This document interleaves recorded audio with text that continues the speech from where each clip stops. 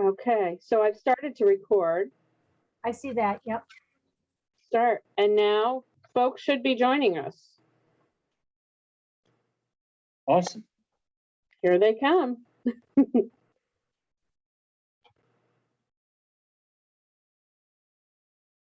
Good evening, folks. Welcome to the Smitty Story Hour, brought to you by the Paul Smith College Alumni Association. I can't talk. Oh, goodness. Everybody a few minutes to log on, including some of our presenters. Tonight we'll be talking about George and Francis, or Ma. It'll be just a few minutes. I see quite a few people logging in, which is wonderful. If you would please add into the chat your name, where you're joining us from, and your class year if you happen to be an alum. If you are a faculty member, employee, a retired employee, Diana Langlitti, I see you on there. We miss you. Who else do I see? Amy Harridan, which I think her name is spelled wrong. I hope that's the same Amy. Amy J, is that you? Let's see. Andrew Murphy. Gerald. Who'd we lose? Oh, Jamie Hoyt. Let's see. Jack Ward. Jeff O'Gorman. Jimmy Hodges in Lake Placid. Welcome. Karen Regenbaum. Hello. Mark Caulfield. Oh, what just happened? There we go. Who else we got here? Well, it says Pat Pillis, but I'm guessing it might be Pat and Paul Pillis. Joining us from downtown Gabriel's, I think. Ron Perlich. We're doing pretty good. We had well over 50 people register. As of right now, I'm seeing 43 have logged on. I'd like to give folks just a couple more minutes in case they're running behind. Paul Sorgel messaged that he still can't hear. Oh, well, this isn't going to be easy for him. I had counted on him to do all the talking too. Well, we can still hear him at least. Yeah. As long as he's not redundant.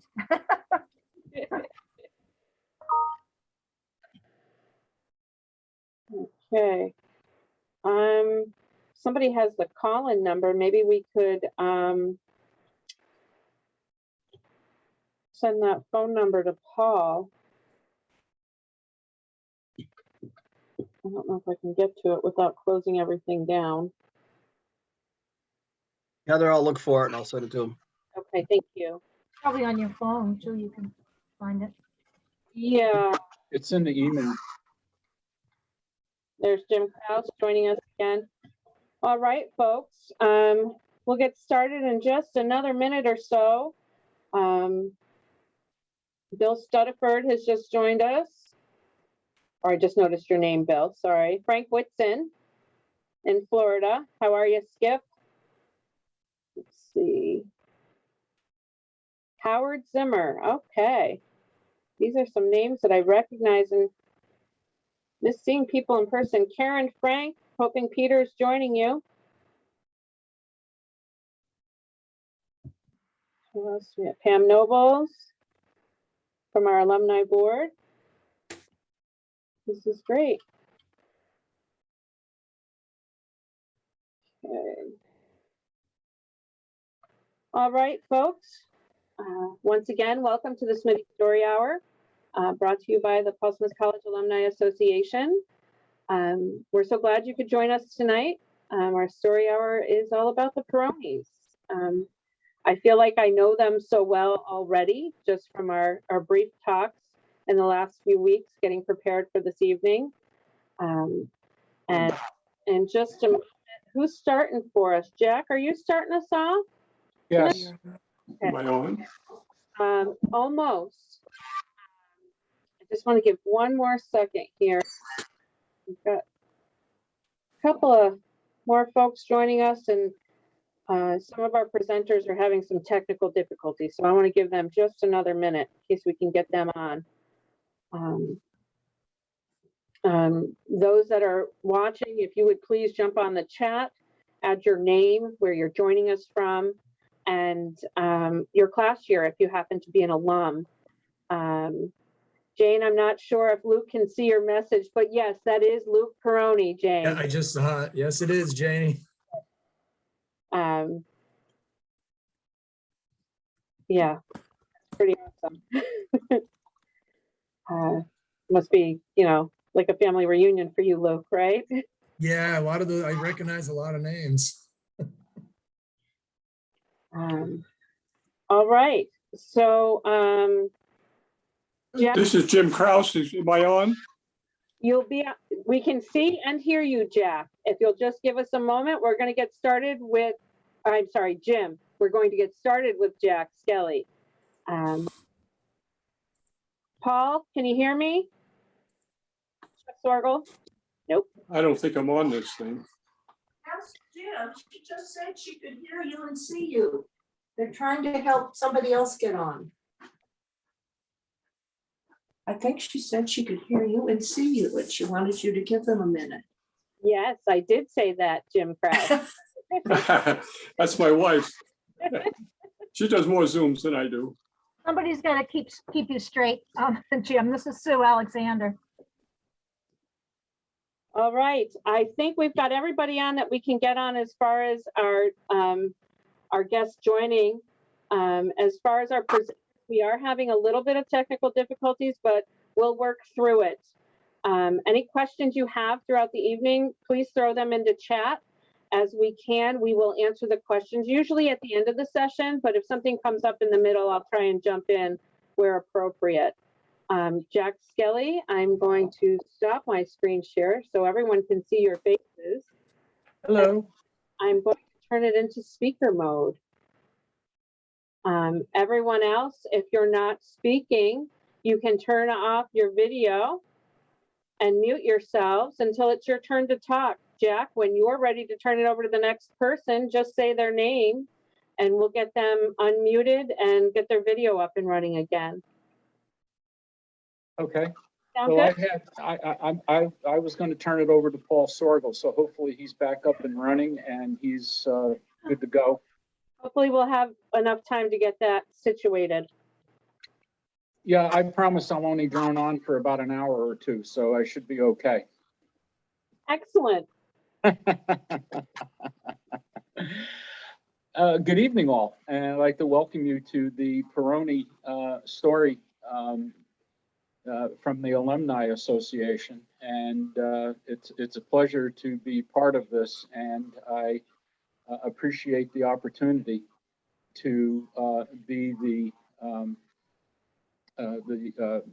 giver of information about George. And I've got it broken down into a couple of key points. One was his early life, his military, and then his early PSC career, and then talk a little bit about George's teaching and learning philosophy. And then a couple of items from our illustrious friend, Bob Seidenstein, out of the Inside Dope that was published in the Adirondack Enterprise. And then finally, my memories of George. So I'll get started. George was born December 31st, 1925, and lived in Hartford, Connecticut. His father, Paul, was a landscaper for the massive estates in the Hartford, Connecticut area, and his mother, Victoria, was a housewife. He had two older sisters, Neva and Rose, that were instrumental in George's early years and often spoke of them. They were 14 and 16 years older than George. George was very proud that he had many of his dad's landscaping tools that he used in his personal arboretum. And his personal arboretum had quite a variety of species that were indigenous to the Adirondacks and to other locations in his Rainbow Lake home. And Luke tells me that he still has those tools. So that's amazing that that was saved and that Luke has them.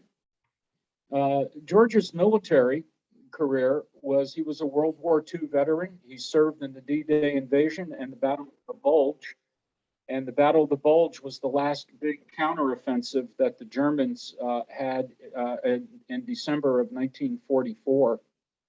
George was a member of the 82nd Airborne, receiving a battlefield commission as second lieutenant at the age of 20. There were only 2,000 in all of World War II that were awarded battlefield commissions, and George had one of them. When I asked George about his battlefield commission, he said that, as a rather matter of fact, that he was the only one left in his platoon that had any combat experience. So the casualties had to be unbelievable in those early days of the invasion of France and the push toward Germany. Battlefield commissions, as I said, were extremely rare during World War II. George was 17 when he dropped out of high school as a junior and enlisted in the Army against his family's wishes. He trained at Fort Benning, Georgia for advanced airborne training at the age of 18. He was assigned to the 82nd Airborne, 2nd Battalion, 504th Parachute Infantry as a corporal preparing for the D-Day invasion called Operation Overlord. Amazingly, he could not vote nor buy an alcoholic beverage, but was totally involved in combat situations for the U.S. Army. George jumped in the second wave of the D-Day invasion. And all of this information was, I remember, from my conversations with George. The history of the 82nd Airborne, or the history of the 82nd Division, was constituted originally as the 82nd Division in the Army on August 5th of 1917, shortly after the American entry into World War I. It was organized on the 25th of August, 1917, at Camp Gordon, Georgia, and later served with distinction on the Western Front in the final months of World War I. Since initial members came from all 48 states at the time, the division acquired the nickname All-American, which is the basis for the famed AA on the shoulder patch. And earlier, you might have seen George's 82nd Airborne ring that proudly displayed that AA. The division later served in World War II, where in August 1942, it was reconstituted as the 1st Airborne Division. There is the, Heather got that up, there's the AA, the All-American Division. It was constituted as the 1st Airborne Division of the U.S. Army and fought in numerous campaigns during the war. George was wounded 3 times, receiving the Purple Heart, and was awarded 3 Bronze Stars for gallantry under fire and numerous unit citations. The Bronze Star Medal is United States decoration awarded to members of the U.S. Armed Forces for either heroic achievement, heroic service, meritorious achievement, or meritorious service in a combat zone. It was first awarded in February 1944 by executive order, retroactive to December 7th of 1941, which many of you will recall was the Pearl Harbor attack, the date that will live in infamy.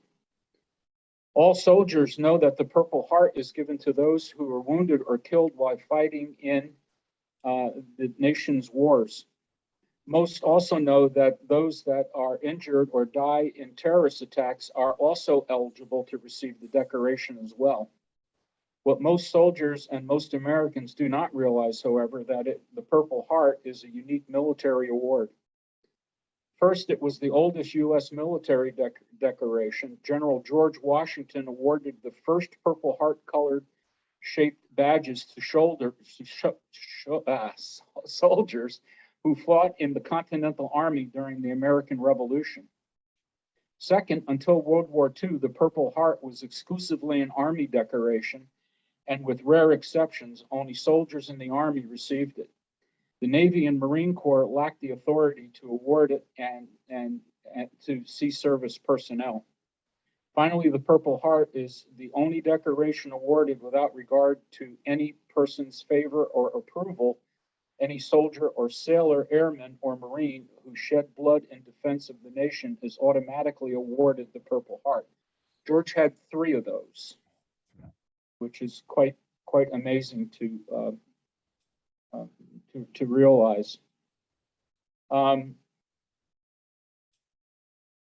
Let's see. George helped also liberate Dachau concentration camp on the advance through Germany. He developed a massive bibliography on the subject and shared it with my doctor, Josh Schwartzberg, who had relatives lost in the Nazi concentration camps. George, through conversation with him, was outraged when he heard that concentration camps were non-existent and that some say it never happened at all. For the 50th anniversary of the June 1944 D-Day invasion, in 1994, George went to Fort Bragg, North Carolina, now home of the 82nd Airborne, and did a commemorative jump. The combat jumps that George did were at Fort Bragg, were at 300 feet, and the 50th anniversary jump was at much higher altitude, according to George. After the jump, the All-American Division, as mentioned previously. When I asked George if he had seen the Steven Spielberg invasion, Saving Private Ryan, released in the late 1990s, and its realistic view of combat during the D-Day invasion, his response was, and I quote, "I didn't need to see it, I was there."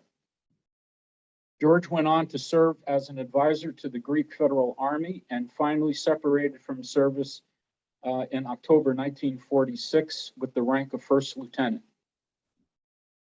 From the time he left the Army until the early 1970s, George also accepted assignments from a contractor to the Department of Defense, which required him to travel to a few Latin American countries as well as Israel and Laos. His experience during World War II undoubtedly had a profound effect on him in his life after the military, and I am sure that it also had a profound effect on his treatment of people and the way that people learned. After the war, he finished his high school diploma at Norwich Free Academy to finish the requirements for high school graduation, and was then accepted to Paul Smith's College in June of 1947. Then he attended with the degree of graduating in 1949. I think the graduation, Heather can correct me, but I think that the graduation class of 1949 was the first graduating class at Paul Smith's. Subsequently, he earned a Bachelor's of Science in Forest Management and Resource Policy at North Carolina State College in 1951. Later, NC State College was renamed North Carolina State University. He returned to Paul Smith's to work for the U.S. Forest Service as a temporary research statement. And that same year, George met his wife-to-be, Frances Margaret Moynihan, who was on the Paul Smith's College hotel faculty. It turns out that Frances had been a first lieutenant in the 178th General Hospital as a dietitian, which was operating in the same general area where George was fighting in Europe.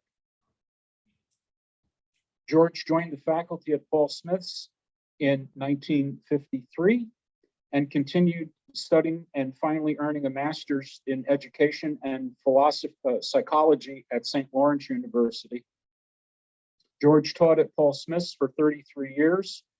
Namely, these are the courses I can remember George taught was forest protection to the pre-professional foresters, surveying 222 in the summer camp, and that was my first experience of having George as an instructor. Surveying 251 in the fall block program, mensuration 251 in the fall block, logging 251 in the fall block, and later on, George taught dendrology in both the spring and fall semesters. George was named a professor emeritus upon his retirement. He continued to work part-time at the college the following 11 years as teacher and admissions counselor. His wife, Frances, passed away in 1990. George served as supervisor to the town of Brighton in 1996. And George died December 23rd, 2005, and is buried in the St. John Cemetery at Paul Smith's. His children were Paul Francis, who died in 1959, Patricia Ann, who died suddenly in 2019, and Luke James, who is with us as we speak for this presentation. George had a very unique teaching and learning philosophy. I remember having numerous conversations with him. His main philosophy and teaching points were, oh, there they are, was the direct service to mankind, that the student always comes first. And I don't think that there's anyone that is listening to me can absolutely disagree that George treated all the students with the utmost respect, and also was concerned that we learned the most that we could possibly get out of what he was presenting. The major activity of school is learning and teaching, and that learning is a mental process. Learning requires direction, motivation, and guidance and control. The previous is the process of teaching. So George was very much involved with the guidance and control of the entire situation, that in classes that he taught. Learning is the ultimate purpose of teaching process and the true measure of its success. Teaching process concerns itself with activities which will permit learning. The following is from Bob Seidenstein, published in his online article that he does called Inside Dope, published in the Adirondack Enterprise. And this one was from August 1st of 2014, and is an observation of George, and will pretty much talk about George's total command of what he was doing.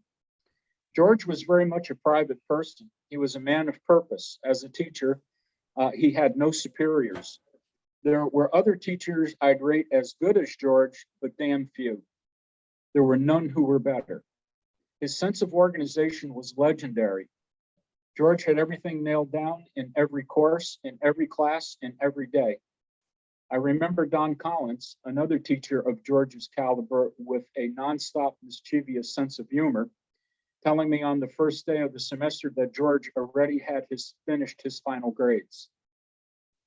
Really, I said, playing along with Don? Yeah, he said, but he finished them for the next semester. But beyond being organized, George was available to anyone. If a kid wanted to learn, George was there to teach them. And if students had problems, he tutored them after class at night in his home. The only child left behind in his class was the one that wanted to be. Creighton Fee, another old-time Paul Smith's hardcore, who taught most of the surveying courses to the survey option students, once summed it up saying, if you can't learn from Peroni, go home. Beyond that, he was a compulsive reader and had a phenomenal memory and grasp of history, and was a delight to learn from informally. Since history is my hobby, this was Seidenstein stating this, I spent many hours talking to him about it, and aside from his grasp of the details, he had a delivery and was a delight to listen to. And I think all here listening to that can obviously attest to that fact. So what about the Hoi Peroni Forest? This is also from Seidenstein, and later on we'll talk more about the Hoi Peroni Forest. Well, I said, is there?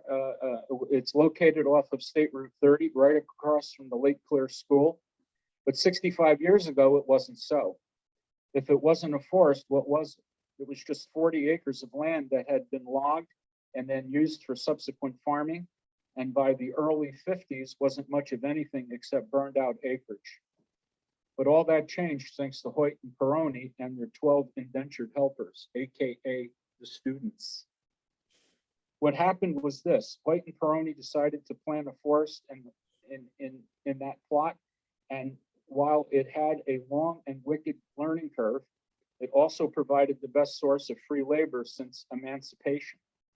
Students Hoi and Peroni had two things in common.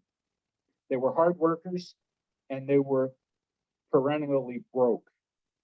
So the head of the forestry department, Dean William Rutherford, had a brainstorm to use the students in the latter. So the trees were planted. And again, we'll talk more about the forest a little bit later on. The last part of my presentation has to do with my memories of George, and I have a couple of bullet points. It was the summer of camp of 1971, a required 8-week program in the technician forestry curriculum. I had started as a forest technician in the recreation option program, and in my second year transferred to the pre-professional program, which is what my degree from Paul Smith is in, Associates in Applied Science and Pre-Professional Forestry. So this 8-week program was pretty intense. And my wife, Sharon, then girlfriend, got her nickname of Rose, perhaps as a reminder of his own sister. The class was surveying 222, and after Sharon's high school graduation, yeah, I go back that far with my wife of now 44 years.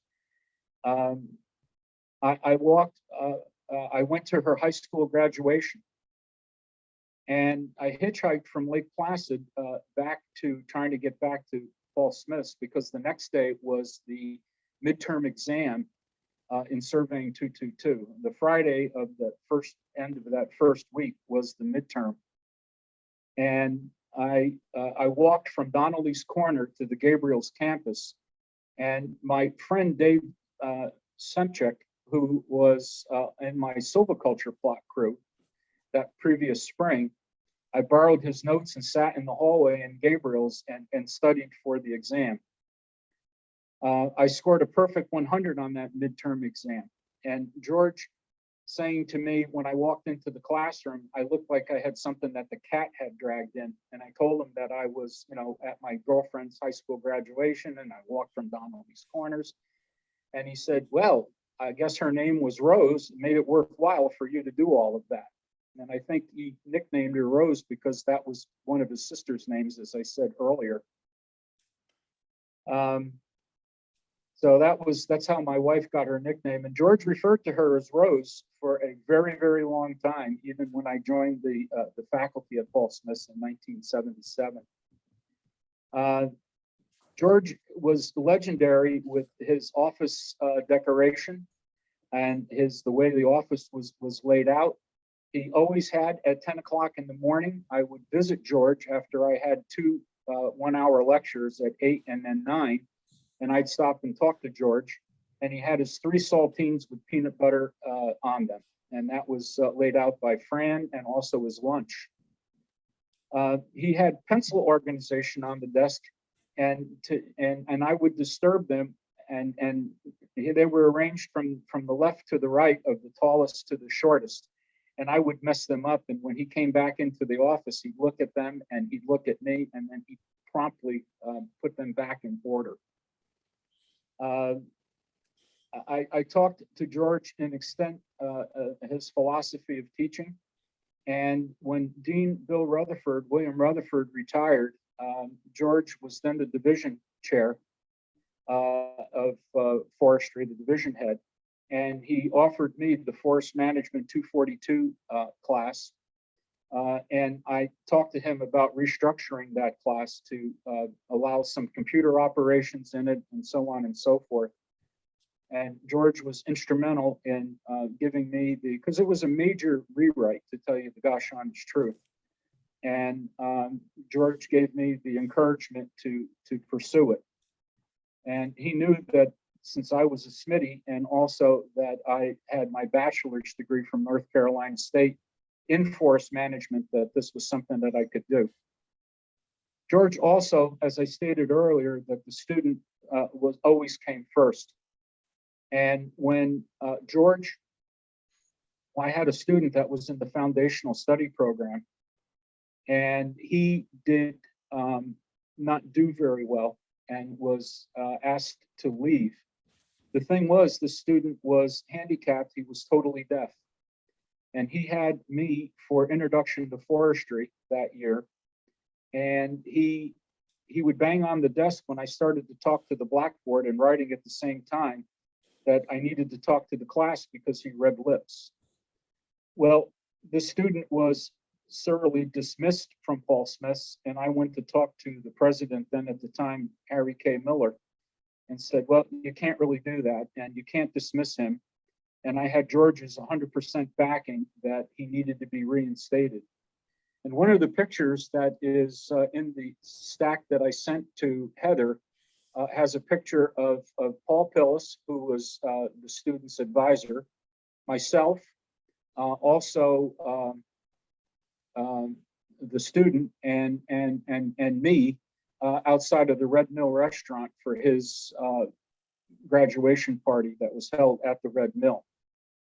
And there it is right there. So there's Paul, the student, George, and a person that I don't recognize because the mustache is now is brown and there's actually hair up at the top. So I'm not sure that that's actually me, but I think it is.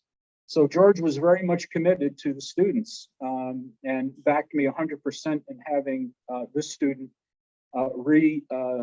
readmitted to the college. He graduated, and the last I heard, he was a supervisor working for Bartlett Tree Expert Company. So that was quite good. George was very instrumental for me attending North Carolina State University, along with the influence of other PSC faculty, and Rick Weigel and Jim Kraus, who is on video as we speak, and Jim will be talking later on.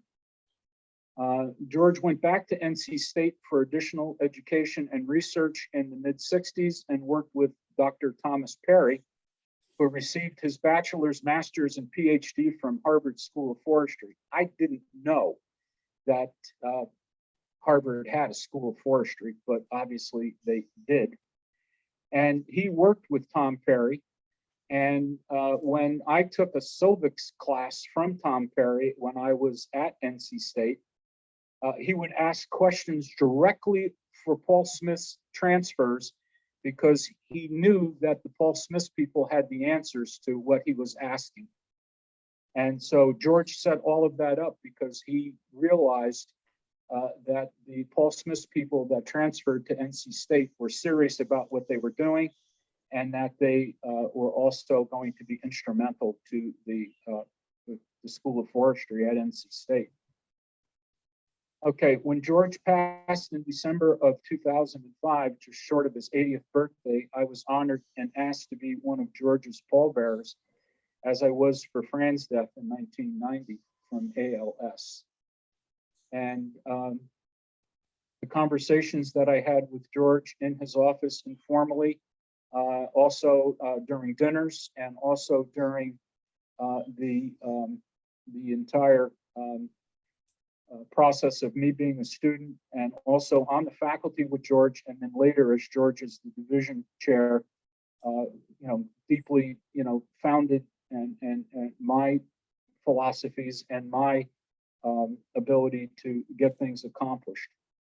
And with that, I maybe went a little bit too long, but I'll turn it over to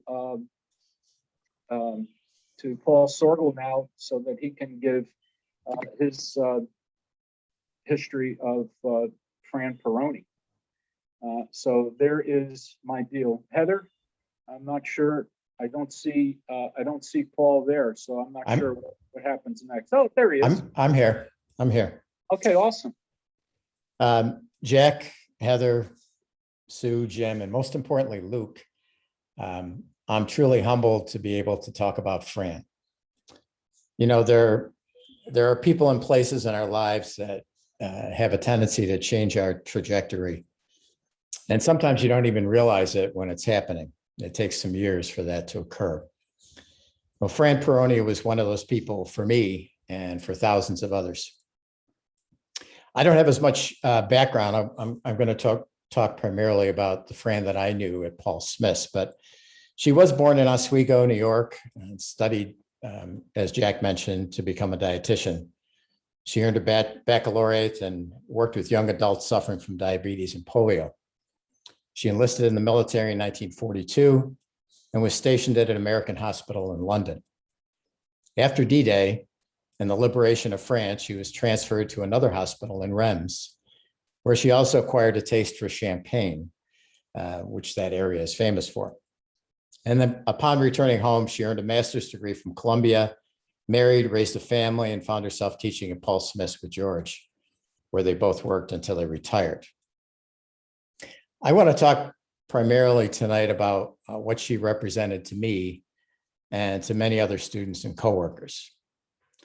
So truth be told, I attended Paul Smith's as a hospitality student in the 60s, and I was not a model student. My priorities at that point in time were, well, I guess I could say they were not well defined. So my work in the early days of college was kind of up and down. I don't remember much about the academic classes that I took, although I'm sure they helped build the foundation for me. But I do remember those hands-on experiences that were part of the PSC program. You know, like many who attended Paul Smith's, I was a tactile learner. I could do fine in nearly any class if I wanted to. But really, I felt a desire to learn when I could touch something, when I could build something, create, wrap my arms around it, and then I understood it. So I vividly remember baking my first loaf of bread in Fran Peroni's kitchen class, a class that took place in a room, and Sue, you'll remember this, with home-style ranges and typical equipment that I could have found in my grandmother's kitchen. I can remember how it smelled. I remember that golden brown crust and the texture of the warm bread as I smeared salted butter on a slice that was really too hot to consume. And, you know, ironically, it's a memory that I've relived hundreds of times since. Fran was there in her starched white lab coat, standing confidently as a not far from 5-foot instructor, commanding everyone's attention. She was kind of like Bill Parcells. Now, if you're a football fan, you know that Parcells was one of the great coaches, and he could make a 6'4", 250-pound linebacker hang his head in shame while Bill stared him down with about a misstep on the field of play. Fran was a force to be reckoned with, and we all knew it. I dragged my feet through a number of classes, but not Fran's, and managed to survive 2 years at Paul Smith's. That was like an aging Boy Scout camp back then, and I think many of us will remember that. It was a place with heart and soul that was also in dire need of paint and an influx of capital. Yet there was something about the place that was honest and real. And at the time, I couldn't put my finger on it. I didn't know what it was. We sometimes talked about surviving 2 years at Paul Smith's. In fact, I think I even had a t-shirt back there that said, "I survived Paul Smith's." And we often lamented the temperature and the snow, which, by the way, was much colder back then, and the snow was a lot deeper. But, you know, I always felt connected somehow to that place. I left Paul Smith's at the ripe old age of 20 with a naive confidence. And I had this confidence in my abilities because I had that Paul Smith's name next to my resume. And because of that, I was kind of able to land jobs that I'll tell you, they were way beyond my ability at that point in time. But somehow I learned a little bit about problem solving, something that many of my contemporaries just didn't know how to do. And it opened up a lot of doors for me and for thousands of other students that went through the program. So fast forward 11 years with jobs as a restaurant manager, a culinary apprentice, eventually an executive chef when I was 28. And I landed a position back at Paul Smith's as an instructor in the Hotel Saranac. Sue, I think you were working there at the same time. Well, I never asked her, but I think Fran must have lost some sleep when she discovered that this not so model student was suddenly part of the faculty. She did become a mentor to me, maybe a reluctant one. And together we brought the culinary program to fruition back in 1980. We had an initial class of 23 students. And for a while, I was the only instructor in many of those classes. In fact, sometimes I would even ask students as I walked in, "Now, what class is this right now?" Fran was the person that I leaned on, and she took me under her wing. There's something about Paul Smith that was special, and I still didn't fully realize it. Many of my confidants and eventually friends were from other disciplines. I respected and related to many of the forestry faculty, including Creighton Fee, Gould Hoyt, Mike Reckland, Fran McAllister, and of course, George. In fact, the first faculty member to actually put his arm around me and show me the way around the place was Gould Hoyt. There was something about their approach to their job that I admired, and it was the same approach that Fran used. Over the years, I know that I ticked her off a few times, maybe a lot of times. I, like many faculty members at that time, believed that it was always easier to ask for forgiveness than it was to ask for permission. That was kind of the Paul Smith way. As a way to get things done, and since many of us came from our respective industries, we really didn't have enough patience to wait for approval.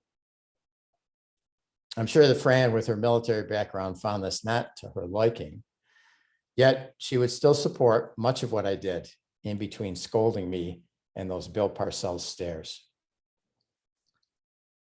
Then at some point early on, Fran and I were both at the annual trip to the New York Hotel Show. We had lunch at Wolf's Deli, just her and I, and she turned me on to my first bowl of matzo ball soup.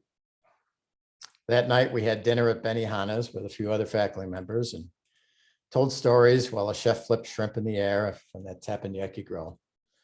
And I think that trip helped each of us to understand the other person a little bit better. Later on, as the program grew and I aged in the process, she managed to pass the baton to me, maybe a little bit reluctantly. I'm sure she had some trepidation remembering that not so stellar student. And over time, I began to realize what was so special about Paul Smith. It was Fran, George, Mike, Creighton, Gould, Pat, Sue, and a number of others who were the heart and soul of the school. It wasn't the Boy Scout camp buildings or even the beautiful ones that came later on. It was the people. This became even more apparent when at the end of Fran's tenure at the college, she took on a role of, and I don't know what her official title was, but I refer to her as the completion guru. She was there for students in the hospitality division. It was her job to help every student meet the requirements for graduation. And she took that role very seriously. I remember watching her sometimes stand outside of classrooms when a class would release, and she'd lift her finger up and she'd call a student over like this into her office, sit the student down, and meticulously go through what that person needed to do to walk across that stage. She became super advisor. She checked grades, kept track of progress, helped students build a plan towards completion. She was everywhere, and students knew that she meant business. She was like a parent. She felt disappointment, worry, uncertainty, and pride, and worked like hell to see students walk across that stage at graduation. She lived up to her unofficial title of Ma Peroni. Now, all three of my children completed degrees at really great institutions, much larger than Paul Smith's. They made friends, and a few of those are lifelong friends. But none of my kids, none of them stayed in touch with their faculty members. That wasn't the case at Paul Smith's. I stay in touch with hundreds of former students, and if social media had been around during Fran and George's era, and I think you would attest to this too, Luke, I know that they would be staying in touch with those kids and what they were doing and take pride in it. Paul Smith's faculty cared about their students and relished their successes. I grew to understand what it was that was so special about Paul Smith's. It was people like Fran and George who cared. Some schools boast that college students should learn to make all their own decisions, and if they make the wrong ones, learn to accept the consequences. This was never the case at Paul Smith's. When you enrolled in a program at this college, you connected to a network of caring people who were committed to helping whenever and wherever they could. It was a lifelong bond that helped people feel part of the family. This is what Fran personified. She and many others at Paul Smith's, and that's what I remember. In her later years, I worked with the Alumni Association to dedicate a portion of Cantwell Hall as the Fran Peroni Culinary Wing, an honor well-deserved. And I trust but the plaque still stands. That's the Fran that I know, Luke, and that's the Fran that we all miss.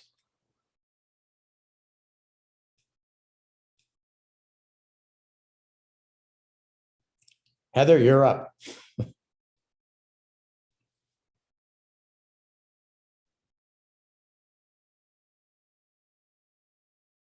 So Heather asked me to unmute, so I don't know if that means that I'm supposed to Sure. say something or not. I may be the only one that's still teaching at Paul Smith at the moment from the group that knew Fran way back when. I was hired by Dr. Buxton. And when my husband came for an interview in 1973, I think it was, as he was leaving, of course, everybody that remembers Dr. Buxton knows that he was a man of very, very few words.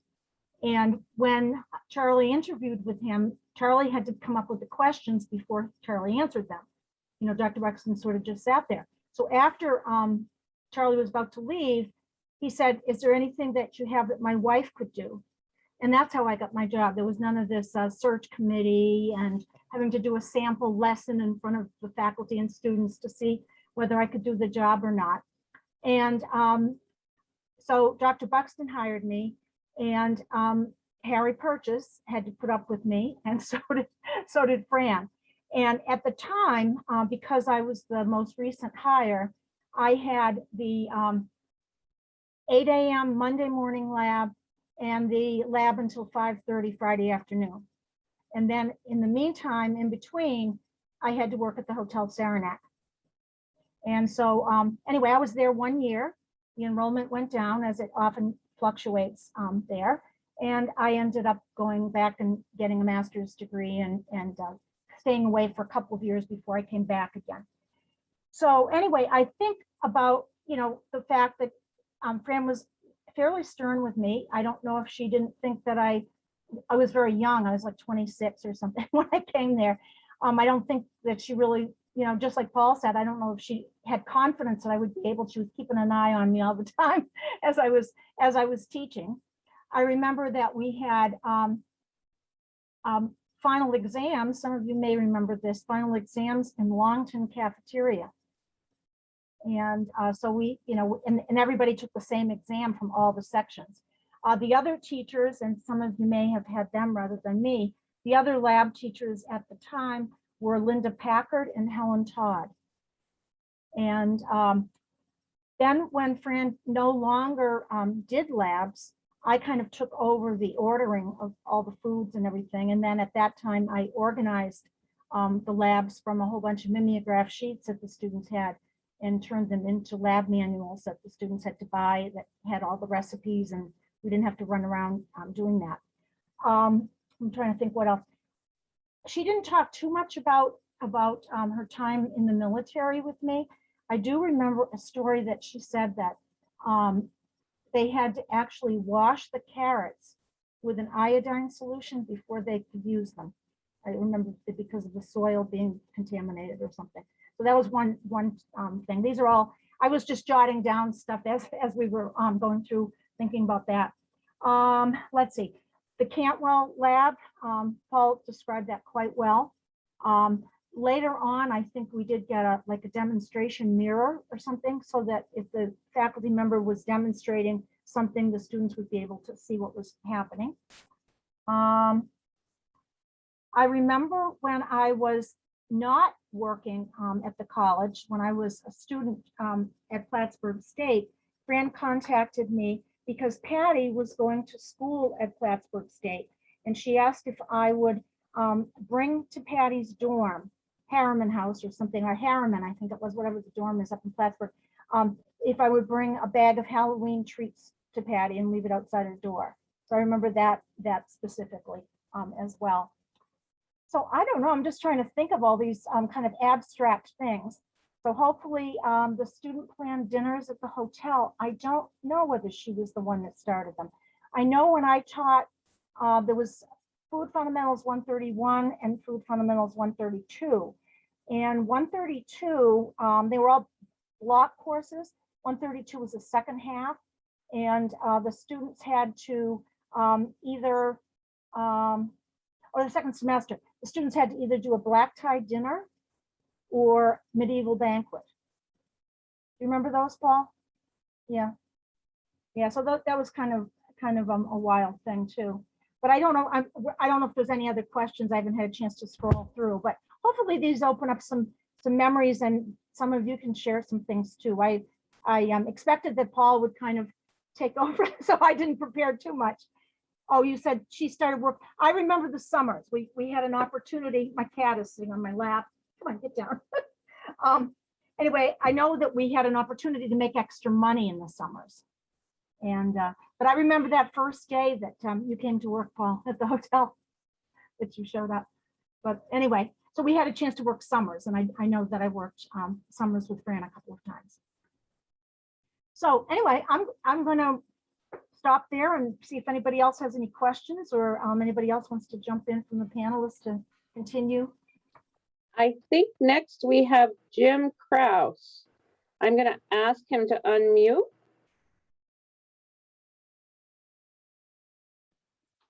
Very Yeah, I good. think I did it. You did it. Yeah, I did it. All right. You- Okay, I'm ready to go. I don't see my picture up there, but can you hear me? Yes, we can. I'm just going to tell two short stories about George, which is somewhat humorous.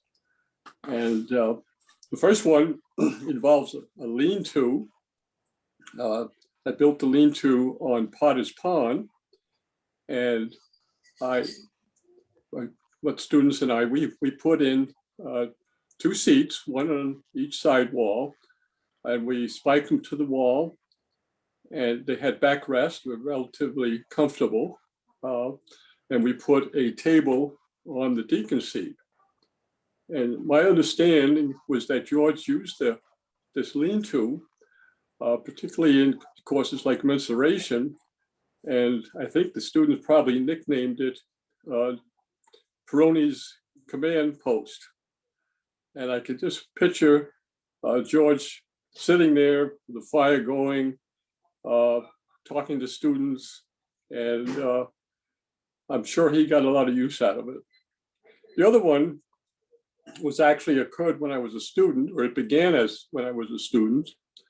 I was president of the 1964 sophomore class, and George was interested in becoming our advisor. And he said to me one day, he said, would you be interested in presenting a class gift of a plaque, a bronze plaque for the proposed new administration building? And I said, yes. And he explained to me that he knew a former student whose parents were involved with making bronze plaques. And so George went up to see Dr. Buxton and talked to him. And Dr. Buxton was interested in it. And George went over all of the specifics, size of lettering, what was going to be on the plaque. And Dr. Buxton approved it and more or less gave a sign off on it. And so George proceeded to have the plaque made, which at the time cost the class $225, which was a real deal. And so I had the opportunity to present the plaque to Dr. Buxton at the college assembly. And there's a photo of me doing that in the 1965 yearbook. It's in the back of the yearbook. So lo and behold, a few years later, I became a faculty member and talked to George 2 or 3 times, I'm sure maybe more, about the fact that Dr. Buxton never put up the plaque. And George felt that our mission was not accomplished, which he was somewhat upset about. So some time went by and Dr. Buxton retired, I believe around 1978. I'm not sure on that date. And George got me on campus and said, our mission is not accomplished. We have to go see President Steinbeck and find out where that plaque is and get it put up. So we went up to see President Steinbeck and sat in front of his desk. And he said, I don't know anything about a plaque. I haven't seen a plaque. I haven't heard about it. And so we had this problem where we didn't know where the plaque was. And as we were talking, I happened to look over at Eileen's desk, and she said had a bunch of documents, envelopes leaning against her desk. And in the middle of that, I could see what looked like bronze, about a ½ inch in thickness. And I walked over and I reached down and I picked up the plaque. We had found the plaque. It was right there, and it was probably there for 14 years. And so President Steinbeck said he would take care of it. And a short time later, I saw the plaque appear in the main entrance to the administration building between the two doors on the left-hand side as you enter the building. Well, it certainly looked like the mission was accomplished. And I don't recall how many years went by, but I remember going to the administration building and there was no plaque there. The plaque had disappeared. And some more time went by and they redid the lobby of the administration building. And I remember walking in there, looking at everything. And on the right-hand side, as you walk in, the wall on the right-hand side, right in the corner there, was the plaque. So the plaque, I hope, is still there. And George, the mission has been accomplished. And I thank you for all the work you did. And it certainly looks nice there. So I think that's the end of my two stories.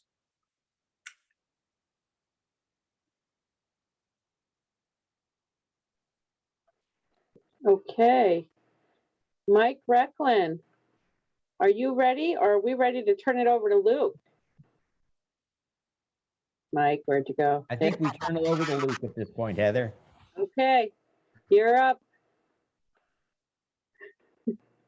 Well, I want to thank everybody that got this all together. It is truly appreciative, especially with everything that's coming from the heart from everyone.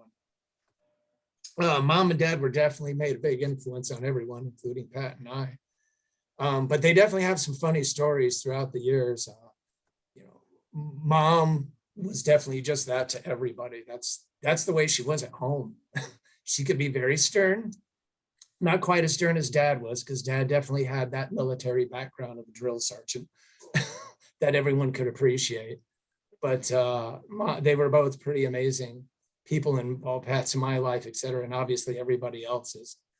Probably one of my funniest stories is probably what would be one of Mom's favorites about Dad and Gould, and Jane, you will appreciate this is such a classic story of both of them that were friends. Now everyone knows Dad had, a garden up on the faculty hill, and he was very proud of that garden, which a lot of stuff he learned from his dad, who was, an amateur horticulturist.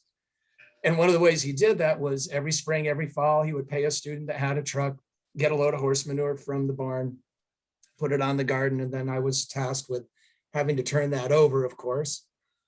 And so one spring, he got a student and, Dad told him, I need you to go to the barn. Now, one of the directions Dad would always tell them was in Dad's words, don't get me the fresh horse shit. I want the old horse shit, the stuff that had been composted for a while. So the student went down, got it, brought this beautiful jet black horse manure that had been, composted a long time, put it on the thing. And put it on the garden. When I got home that day, I started turning it over. I was probably about 16 years old at the time. And, I got about half the garden done. We fast forward, that would have been in May sometime. Pat was home. We were having dinner. We hear a knock on the door. I go to the door and it's Gould. And, I said, hi, Mr. Hoyt, come on in. And he's like, no, really sternly. He's like, can't come in. I need to talk to your dad. Dad's yelling, Gould, get in here. And he's like, no, George, I need to talk to you outside.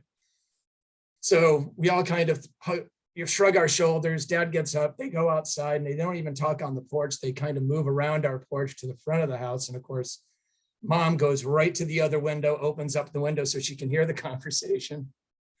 And then you hear Gould completely go off on my dad. And I'm going to try to quote this as well as I can, but it was like, George, you goddamn son of a bitch, you stole my good horseshit. What type of goddamn friend are you? And then it went on for there, classic expletive, every other word. Meanwhile, my mom is in a chair, almost in tears. She was laughing so hard because Gould was so upset that Dad had crossed a line and stole this good horse shit. And we could see Dad, and he was trying not to laugh because Gould was extremely serious. And Dad's like, well, half the stuff's already in the garden, but I'll have him come back tomorrow and shovel up the stuff. And because, Gould was telling him that horse shit I've been composting for almost a year and a half. And that was the stuff that I'm going to put on my goddamn garden. And I can't believe you, come behind my back and steal my damn good horse shit. It was, Pat and I and Mom were in tears. We were laughing so hard. And later on, Gould laughed at it too, as we told the story over the years, because he said he probably had gotten a little bit more, except he should have, over horse manure. But, that's one of the funny stories. Dad and Mom truly loved what they did.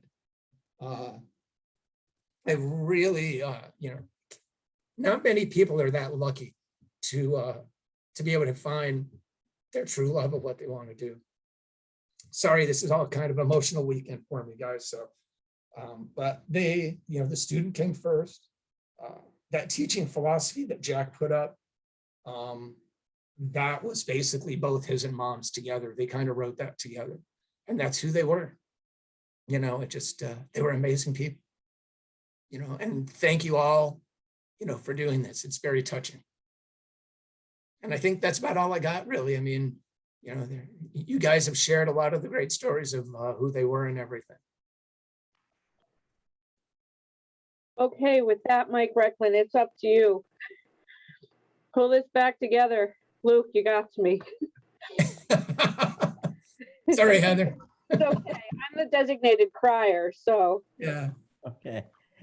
Well, I'm sorry. I'm very sorry I missed the earlier part of this, Heather, but I had to be elsewhere. I understand you must continue teaching. Something about maple sugaring. I was teaching folks in Kentucky about sap tubes.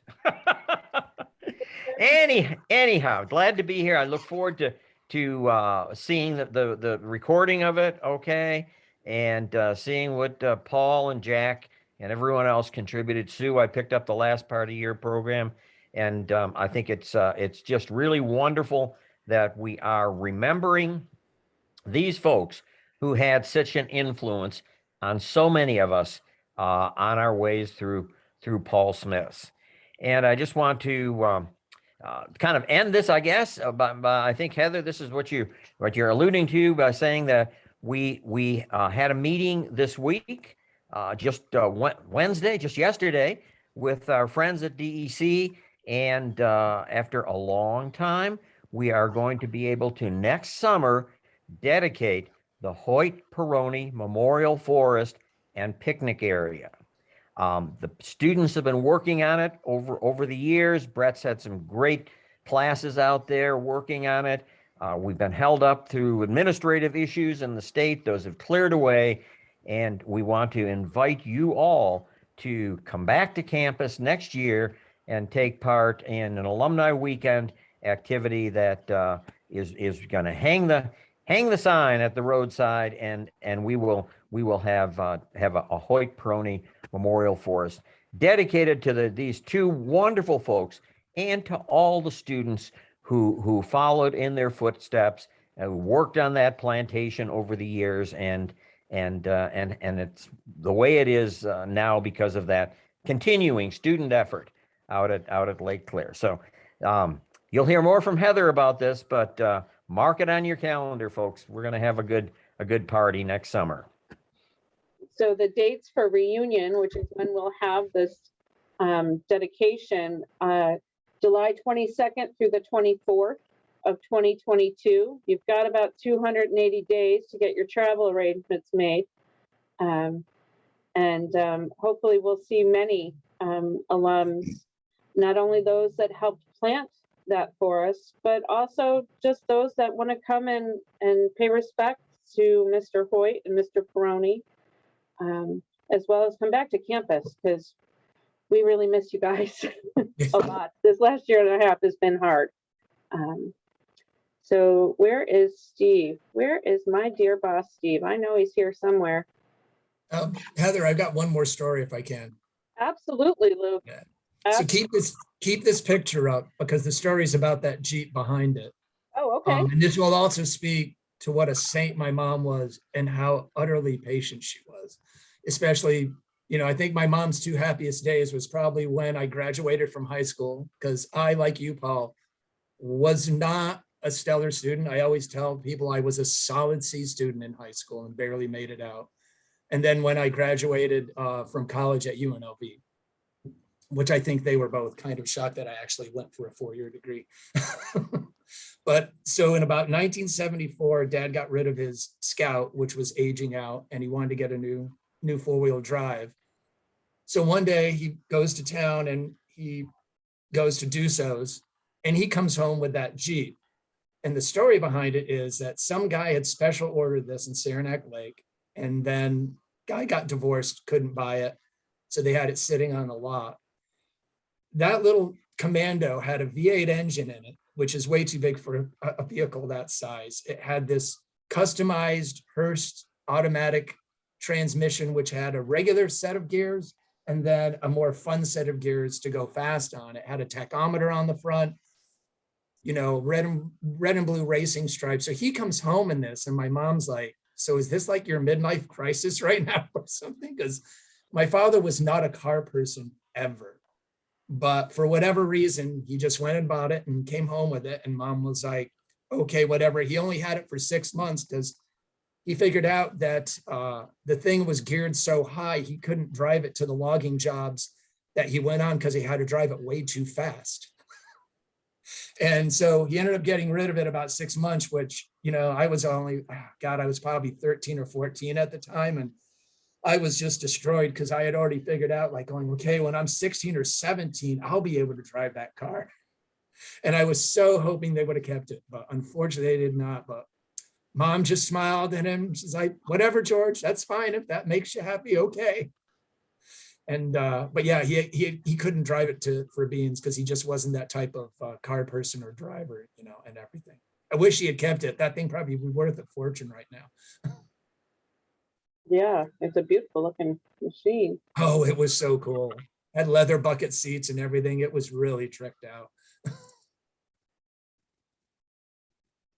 Okay.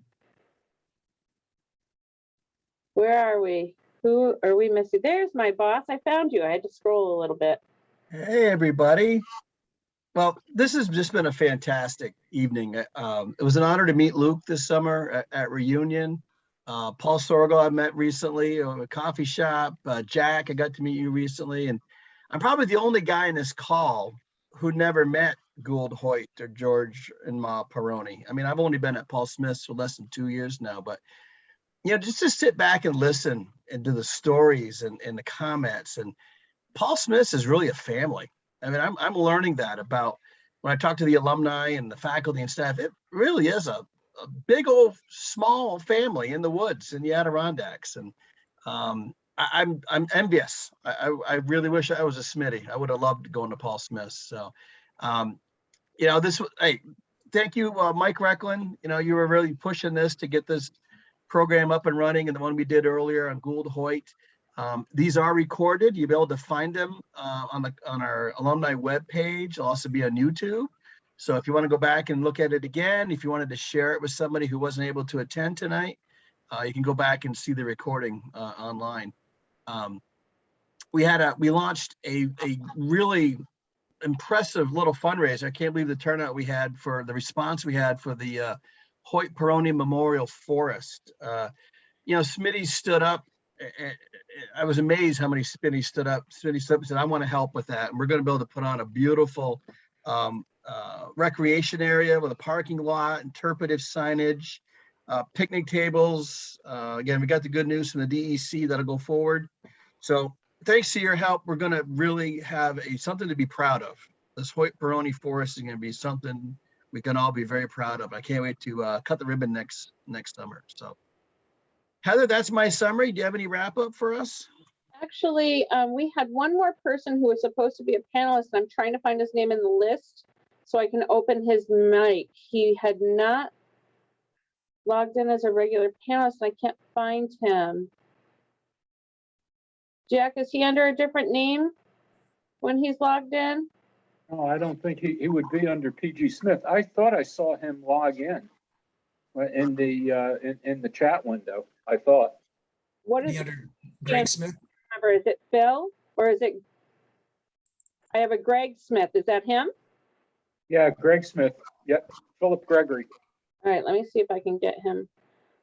You'll just have to bear with me because I'm really not good at this stuff. I don't care what my boss says.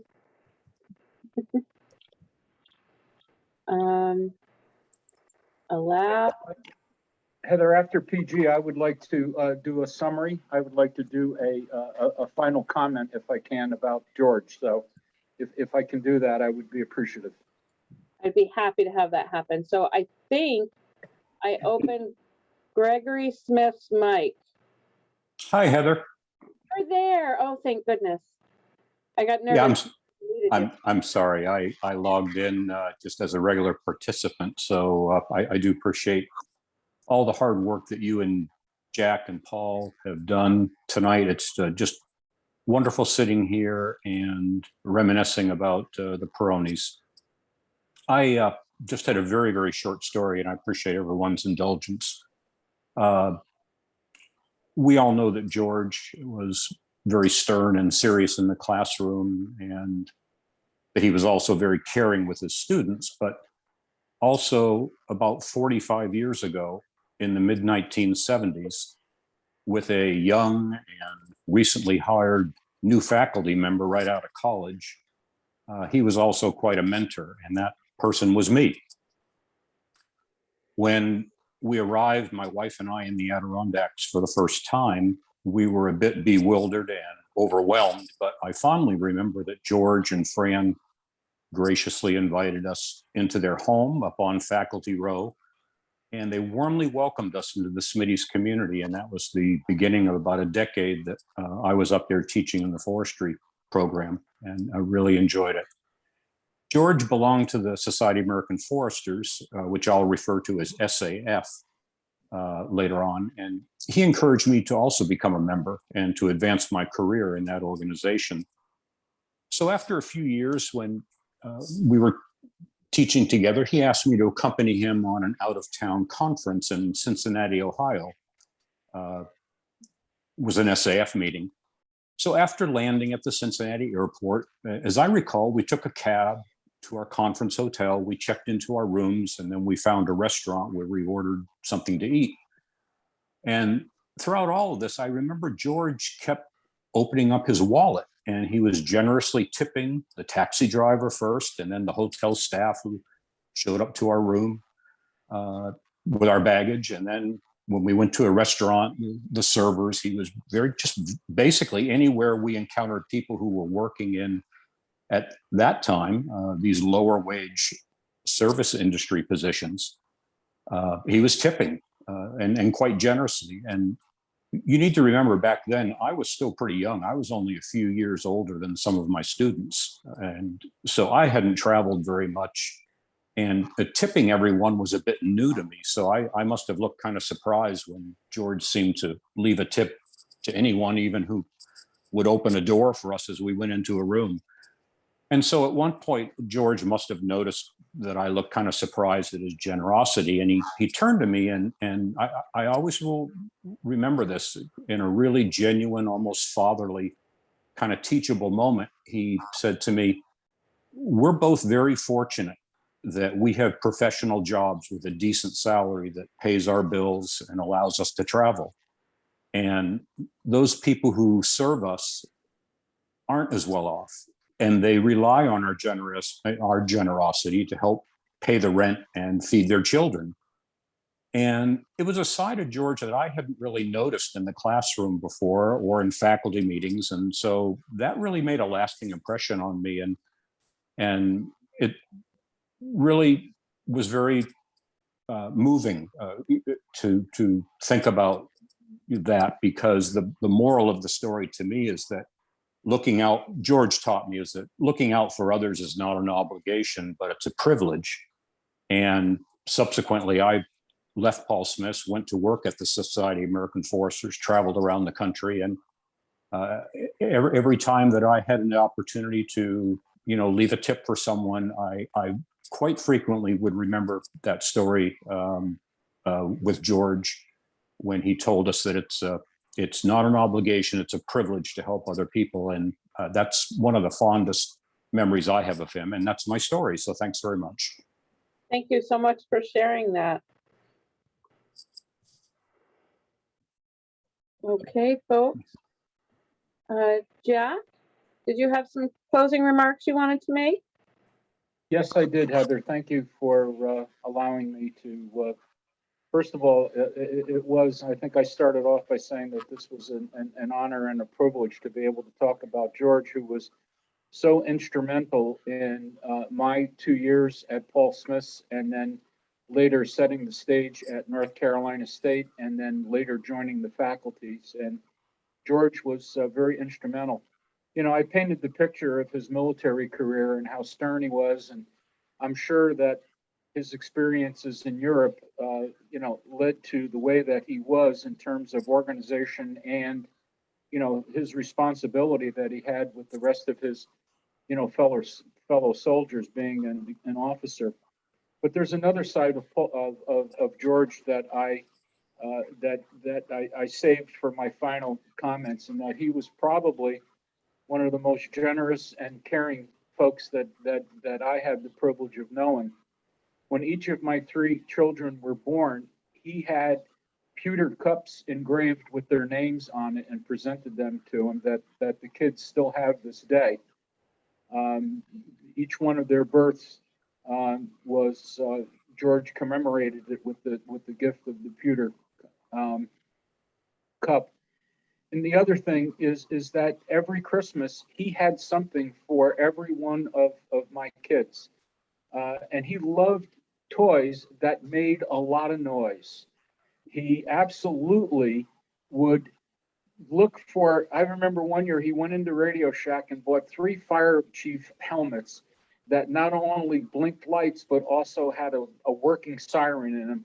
And all 3 of my kids are running around the house Christmas morning with these helmets on, and it was quite a to-do that there was not much that you could say, because it was a gift from George, and the kids just absolutely loved it. Loud gifts were his thing. He absolutely loved it. And I see Luke nodding his head and saying, yeah, I think that's probably right. But he loved the chaos of Christmas.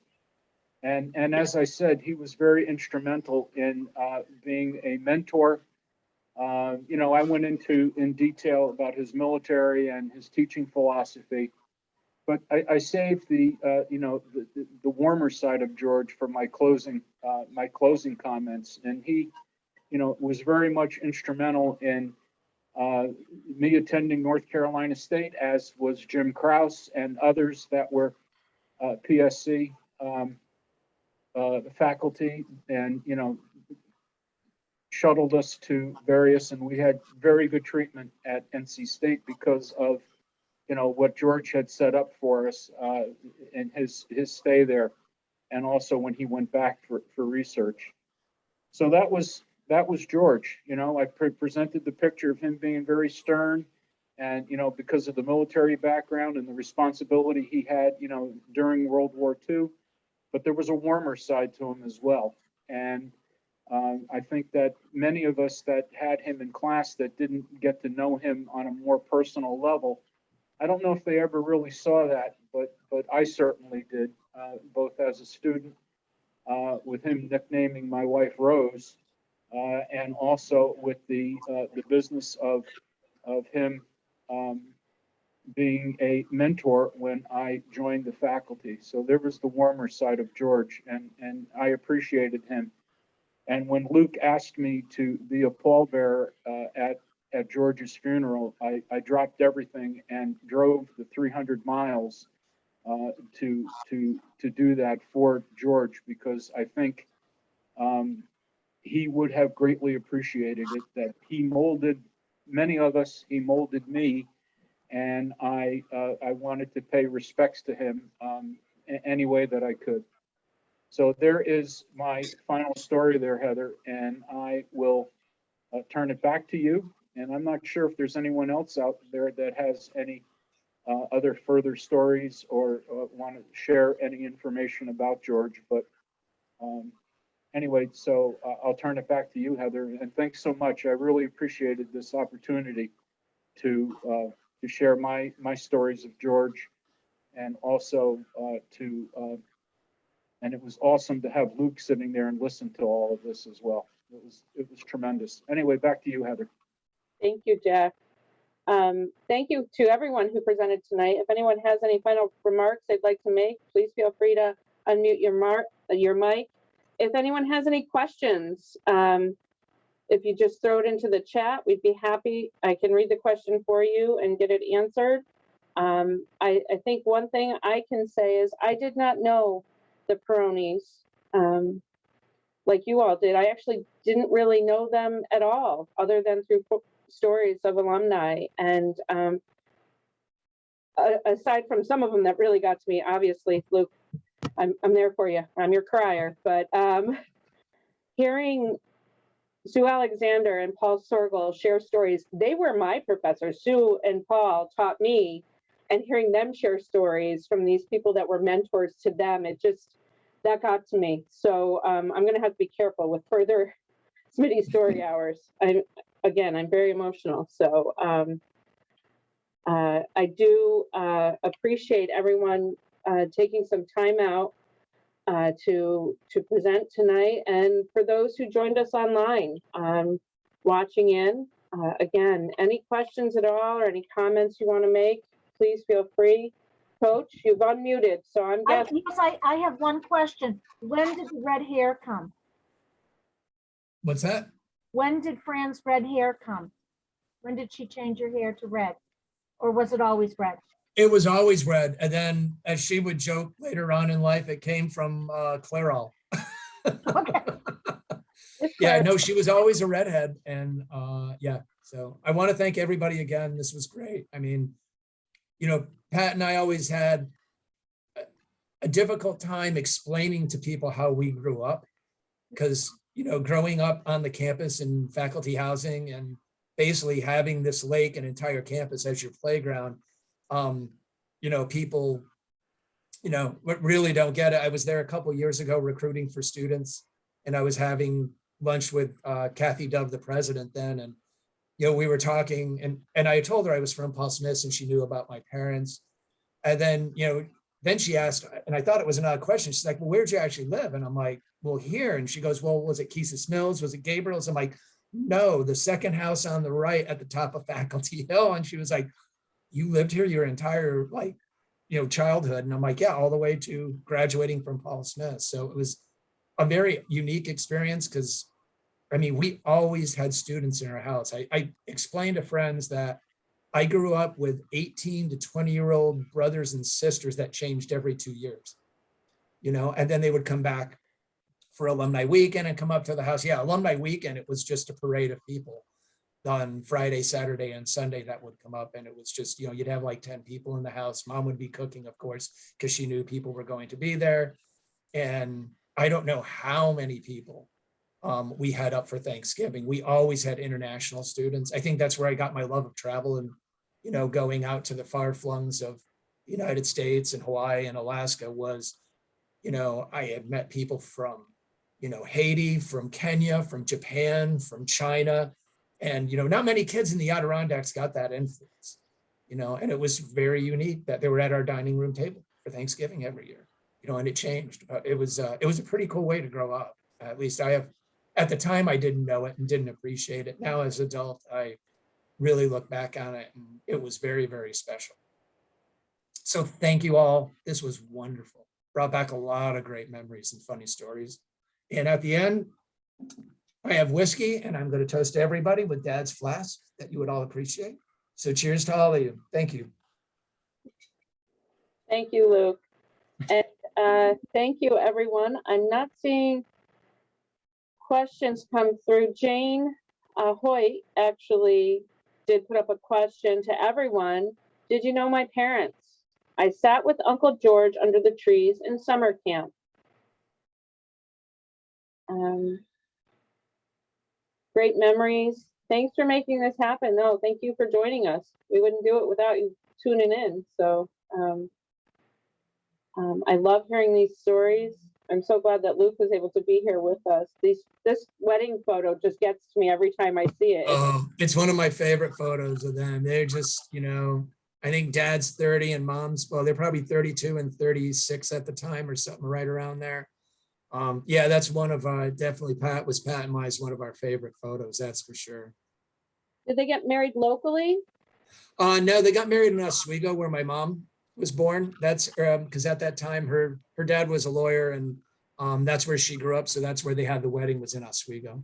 Yep. Sure, that's great. All right, everyone. Rick R says, my mom would babysit Patty and Paul while she was a student at PSC. Wow, that goes back a ways. That goes back a whole long ways. Wow. That's great. All right. Well, thank you again, everyone, for joining us.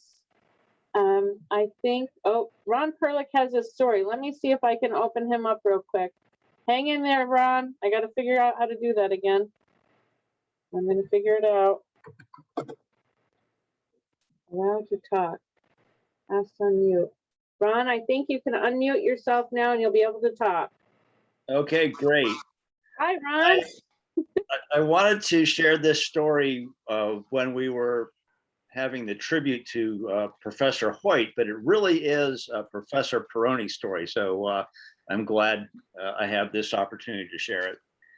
This takes us back to the summer of 1976 and the orientation for the summer block program, which was being held in the auditorium in the science building. And Paul Smith College did not have any dress codes, and sometimes that was pretty obvious.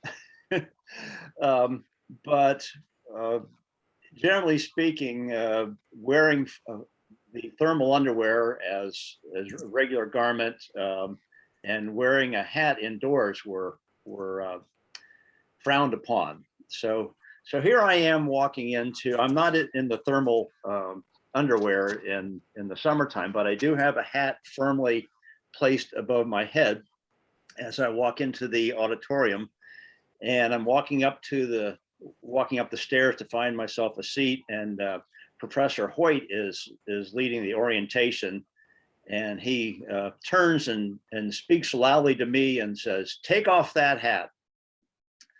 And I kind of smirk as I'm walking up the stairs, and I walk past Professor Peroni, who immediately plants his foot against my butt and says, "Don't be a wise ass," which took me by surprise, to say the least. Well, that was a good story up to that point, but it gets even better. We get our assignments for the block program. I walk into my first classroom, and you can guess who the instructor was. Yes, it was Professor Peroni. And I apologized and was humble about it. And later on, he said, we're cool about it. So, and it turned out to be a successful summer for me. So it started off with rather humorous start, but it ended out very well. And that's my story for Hoyt and Peroni. Thank you, Ron, for sharing that. Doug Fitzgerald just put up a quick story. Just after George's 75th birthday, I was having a beer. Again, this is from Doug Fitzgerald. He was having a beer with him at the Hotel Saranac, and he showed up wearing a T-shirt with the sleeve rolled up, displaying a brand new tattoo. It was his military insignia, which he had chickened out on when the rest of his unit got it. It was a fleur-de-lis, and it was the French town that he jumped into on D-Day, which was AIX off of Normandy, back east of Normandy. Excellent. That was a big deal. He chickened out on that a few times, and Patty got him to get it actually down here in Charlotte, North Carolina, when he came down to see her. That's And of course, he charmed everybody in the tattoo parlor because most of them were female tattoo artists. And, you know, he was like the oldest person they had tattooed. So he just charmed the socks off of them. Like the dirty old man he was, in a good way, not in a bad way. Jane Hoyt says, Uncle George with a tattoo? Yes, indeed. Yes, he Took him did. 75 years to get up the nerve. He also had the 82nd Airborne tattoo as well, if I remember. Yeah, I'm not sure on that one. I have a picture of it somewhere. I couldn't find it. Yeah, I photographed that ring that Heather showed earlier, and that was his division ring, and he asked me to photograph it, and I said I would, and I save every picture I've ever taken. So I went through my stash of JPEGs and found it. Heather, go back one picture. Go back a couple of pictures where George is holding the Gunter's chain. There it is. I have that chain still. That is a real back to Gunter's chain. Yeah, that goes back to the late to mid 1800s. Yeah, that chain, each one of those links, and that's how it got the name of chain. Each one of those links is 7.92 inches. There's 100 of them to a chain, which is 66 feet. You can do the math and take 66 feet and figure out that each one of those 100 links is 7.92 inches. And, you know, being a civilian in the U.S. Army, when we start talking about surveying, there's a couple of projects that I was involved with that involved surveying. And I start to spout off all these things about 43,560 square feet in an acre, 10 square chains to an acre, blah, blah, blah. They look at me to say, like, well, how do you know all of this? And I said, well, doesn't everybody? You know, some cute answer or something. But yeah, but that's a real Gunter's chain. And each one of those is 7.92 inches. And that's a great picture of him with those damn cigars sticking out of the corner of his mouth. Yeah, those Tiparillos. Yeah. Yep.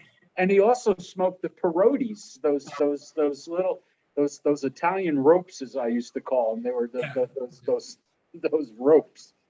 Anyway, that's what I had to say, Heather. Get back to the ring again. I'd And if love people were asking the photo with Gould and Dad, and actually Art Exto with the horse, that is Leo, the horse from the late 60s to early 70s. Yeah, I remember Leo. I can remember Gould putting me on the back of Leo to give me a horse ride on that, which was, you know, as a kid, was just thrilling. I remember those introduction to forestry labs where Gould was teaching the finer art of horse skidding. And that goes back to, gosh, it had to be the fall of 1970. So that's over 50 years ago. So, yeah. Like I said, I don't remember what happened 10 minutes ago, but I remember details of what went on at PSC. Do you have any more information on this photo? Or yeah, there's a background on that. So one of Dad's sisters, Neva was a very odd duck, very eccentric. She was an artist, and she actually, we thought it was a joke that she sent the nightgown and the hat and the matching, you know, candle things. But it wasn't a joke. She sent it really sincerely as a Christmas gift. And of course, so like Pat and me and Mom, you know, convinced him that he had to put it on for a picture. So, you know, because we all looked at it and we all had the same thing. We're like, oh, that's interesting. you have to go with the thought that counts, take the high road. Sure. I remember my mom saying like a couple of years there, yeah, that was just a really weird gift. So we made him take a picture with it during Christmas. Yep. Let's see. I'm trying to, there's the ring.